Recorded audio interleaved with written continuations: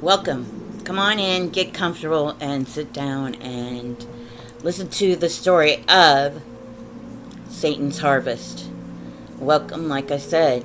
This is my home, and I have been telling you these stories about the Warrens cases for the last month. This is the last of the series, and it's called Satan's Harvest. Satan's Harvest is about a man who was a child from an abusive, very abusive father. And then he became, like I said, a man named Maurice Frenchy Theriault. Now, Ed and Lorraine Warren helped with an exorcism on this man, and you could see it at the beginning of the Conjuring series movies. Now, The Conjuring 1 has Frenchie at the beginning being exorcised by Lorraine and Ed and Father McKinnon. And they show it on their first part of the movie. And he also shows up on The Nun. Depicted on The Nun. Frenchie, and today's story is that of Frenchie Maurice Theriault. Now, Frenchie Maurice Theriault lived in Warren, Massachusetts when all of this began. Or not began, but ended, I would say. Frenchie was a man who came from a nightmare background. His father was very, very, very, very abusive.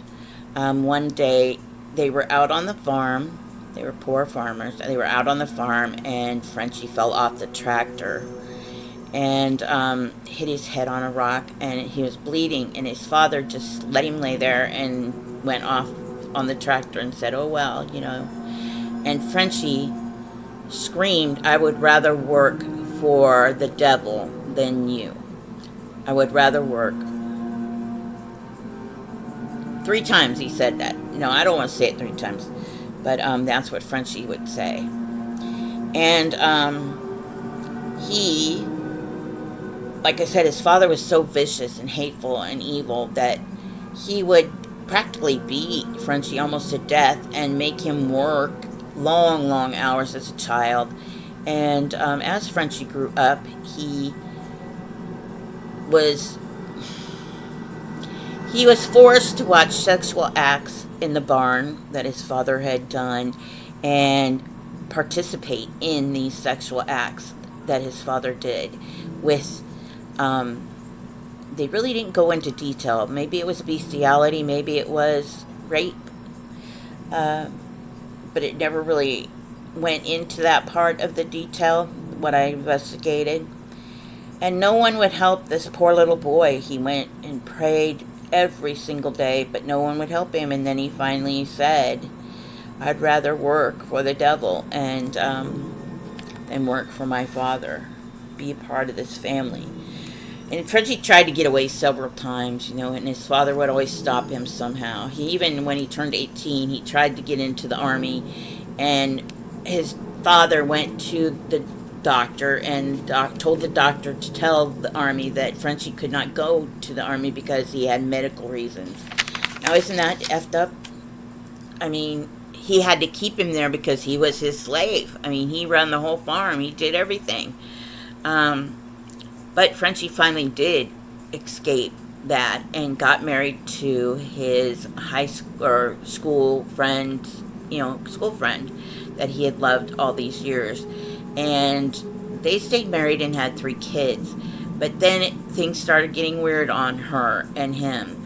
And she was a very religious person. And every time she would say anything about religious, he would go into a rage.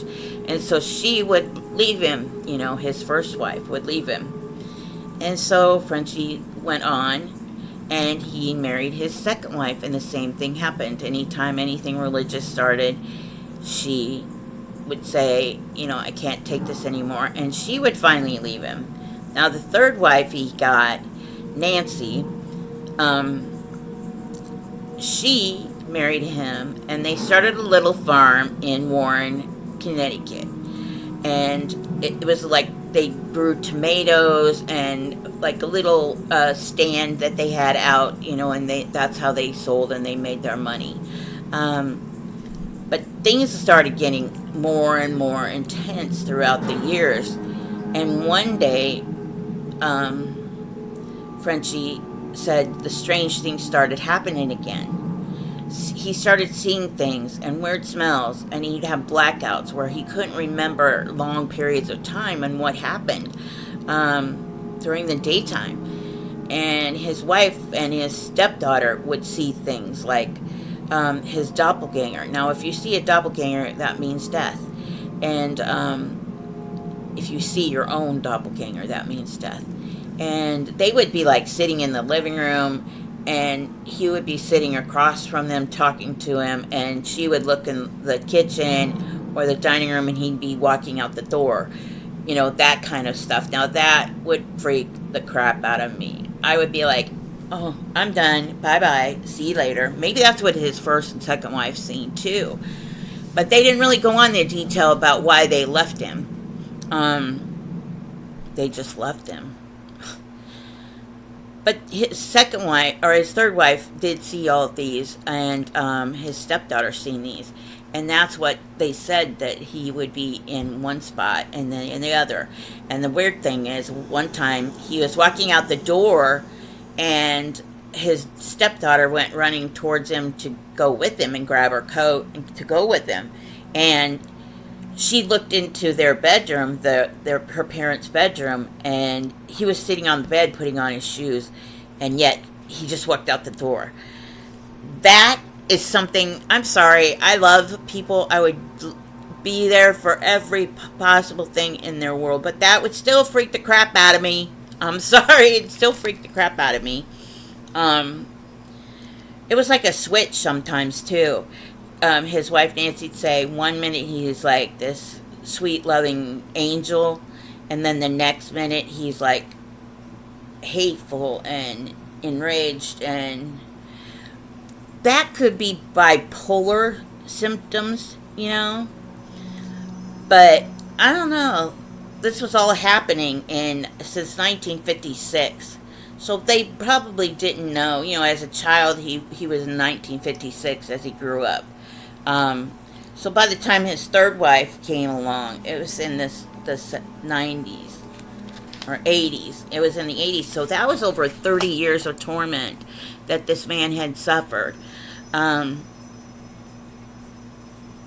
Frenchy went to the police, of course, because there was fires starting everywhere on his farm, and nobody knew how these fires started.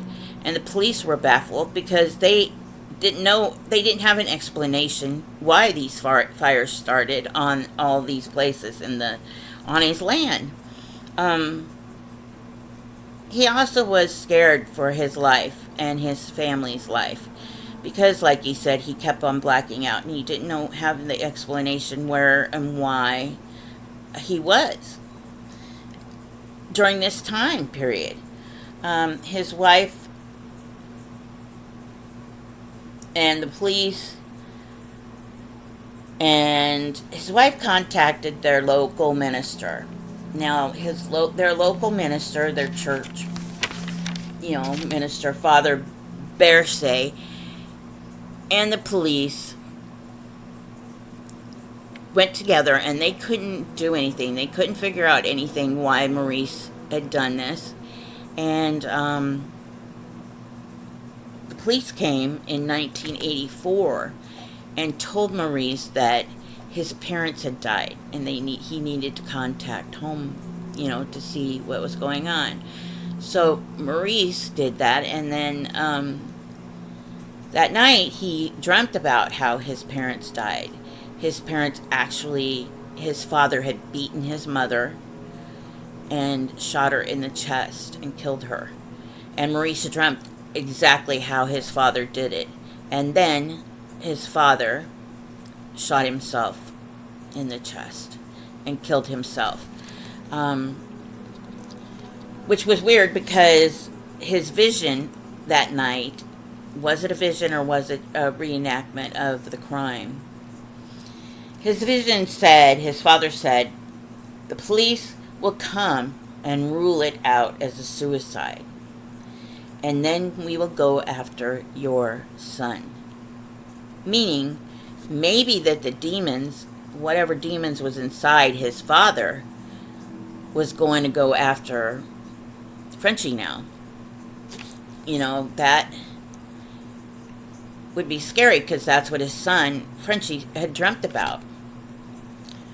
Now, the police, Father Beresley and the police contacted the Warrens, and the Warrens came, and in 1985, exactly February 18th, 1985, the Warrens arrived.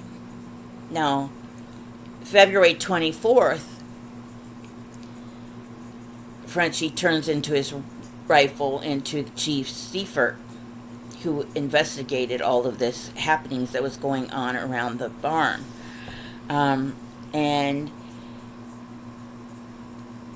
he was scared because he was going to kill himself and kill his wife, and he didn't want that happening. So he told the police to keep all of his guns and his weapons or whatever in their safekeeping, and no one is allowed to get them except his wife Nancy.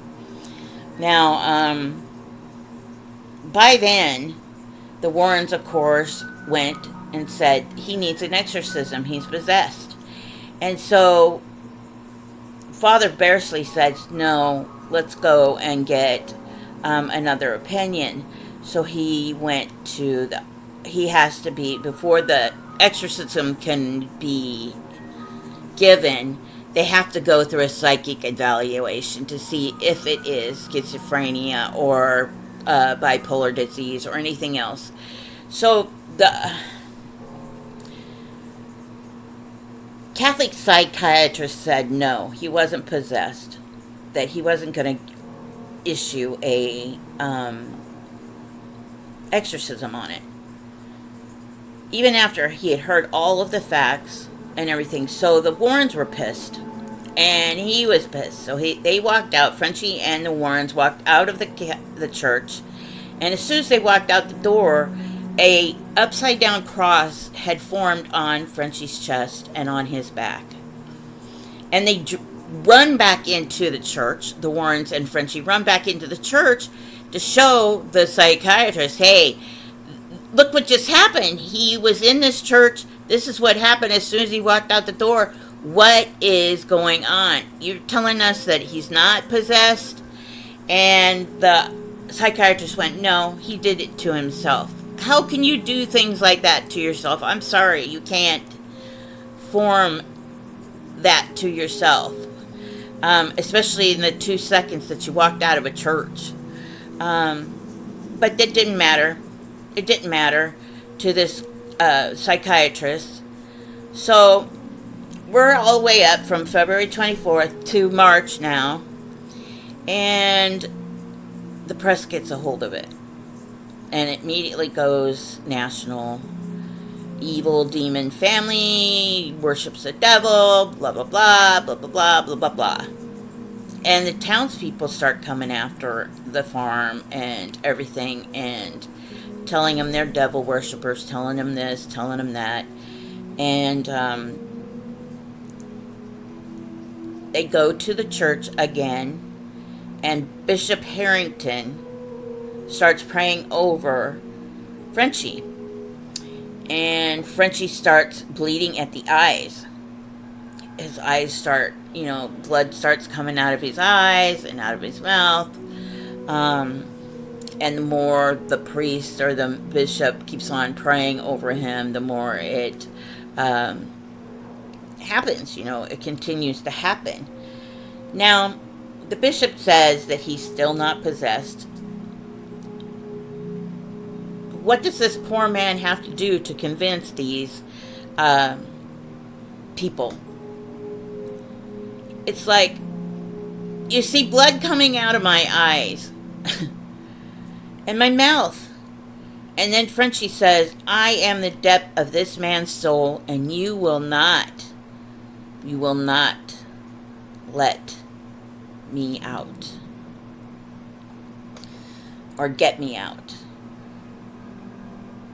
And then objects start flying around the room, like candlesticks and things like that. And why would this bishop still not be convinced that this man is possessed by something? So he tells him to go to the Catholic healers and faith healers. So Frenchy went to the Catholic healers and faith healers, and then strange yellow goo started coming out of his mouth and pus out of his eyes. Now Nancy, his third wife, said, "I'm done.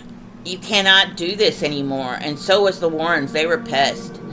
And they said, Nancy said, if something is not done, she's fearing that they will end up dying. And the Warrens thought that too. So the Warrens brought in Father McKinnon. Now, Father McKinnon was kind of a rogue father, priest, and religious type icon. And he actually, on May 2nd, 1985, now we started in February, and now we're into May. He actually said he would exorcise this poor man. But I also want to say about the Warrens, they always come with a team of people. And their team actually said that they had something follow them home. That they had nightmares, mood swings, of depression, poltergeist activity of things moving around in their homes, and that they had to be blessed too. Now,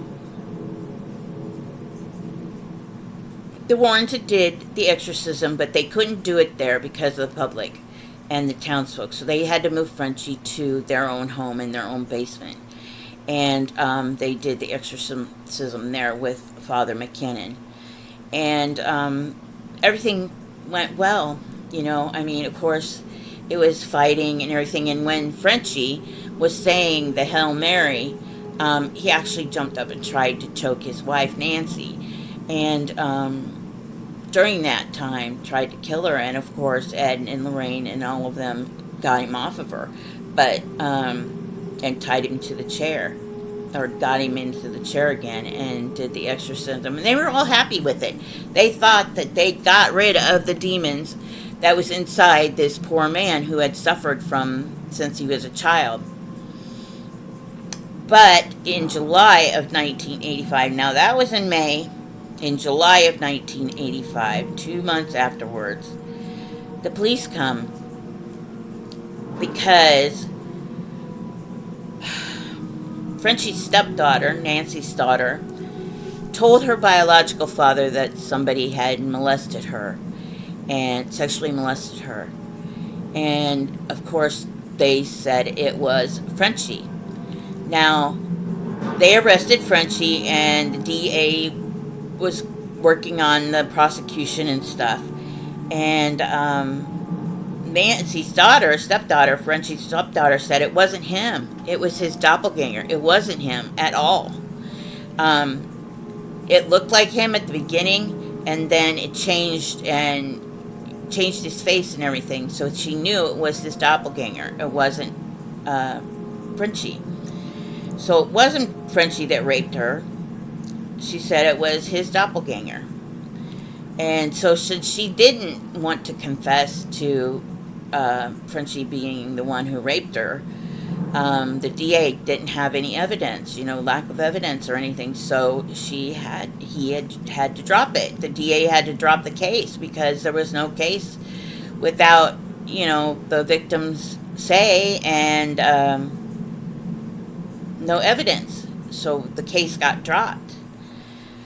But when Chief Seifert got him out of the jail cell, blood started coming out of his mouth, dripping out of his mouth again. And the police chief, Seifert, pulls out this bottle of holy water, which I guess if you've witnessed all this stuff and you're going to go around this man, you're going to have a bottle of holy water sitting in your pocket. I'd have everything across, holy water, whatever else I need to keep me safe. Pulls out this bottle of holy water and starts just throwing it on him, and he calmed down. Um, but then, unfortunately, in November 1992, so that was 7 years later, uh, Nancy and him, Nancy and him obviously had some still issues of things, and she went and got a restraining order against him because she was scared of him, and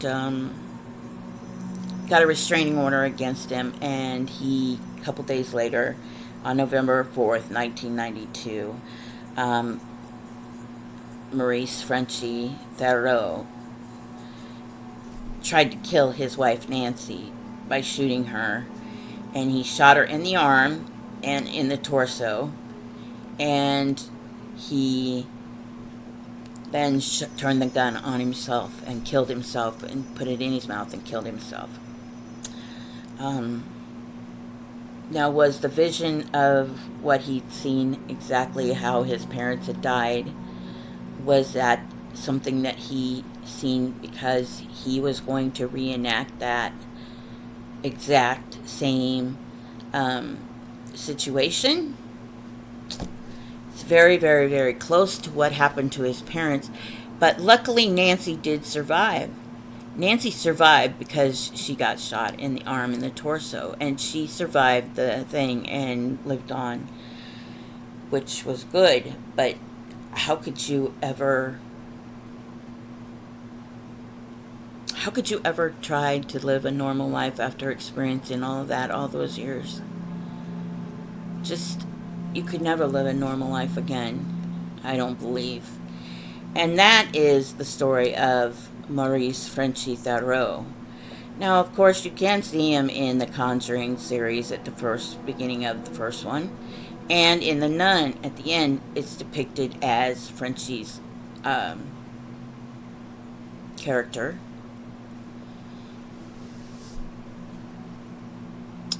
But I would like to know, and I hope you enjoyed the Warren series that I had done on Fear Fridays. What I would like to know is, why didn't they go to some of the places that I found out they've never visited? And some of them were like the House of Death in New York, in Greenwich Village. It's still there. People are still living there. And supposedly they see the ghost of Mark Twain, Samuel Clemens. They never investigated that place. They never investigated Robert the Doll. Now, if they did Annabelle, why didn't they do Robert? You know? They never went into Franklin Castle. And then this one's kind of strange. There was a live exorcism in 1990 of a 16-year-old girl named Gina. And supposedly she was possessed by 2 demons. Now, they did this on live television. Local live television. Not cable. Not nothing. It was local live television. You think that they would try to be a part of that. They did do The Bell Witch, which is a very popular in America. They didn't do a vampire girl who was 18 years old in Uruk, Hungary. Now, she would stay in the cemeteries at night and actually attack people and drink their blood. She had vampirism, as they call it. Why didn't they do the Myrtles Plantation here in the United States? Or the Winchester Mansion? Could they have did all of this for the rights to the stories? They made movies, they made books, they written books. Or could they really have helped these people? I hope that that's the latter, that they really helped these people out and did all of these investigations right, and it wasn't just for money. You could still go and look up everything on YouTube or Google it.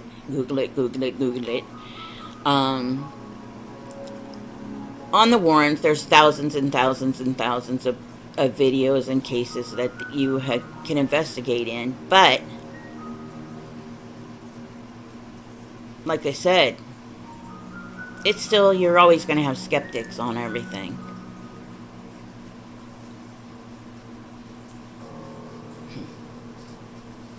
So, please share some kindness and shine that beacon of light that you have inside you for those in the dark who desperately need that. Peace.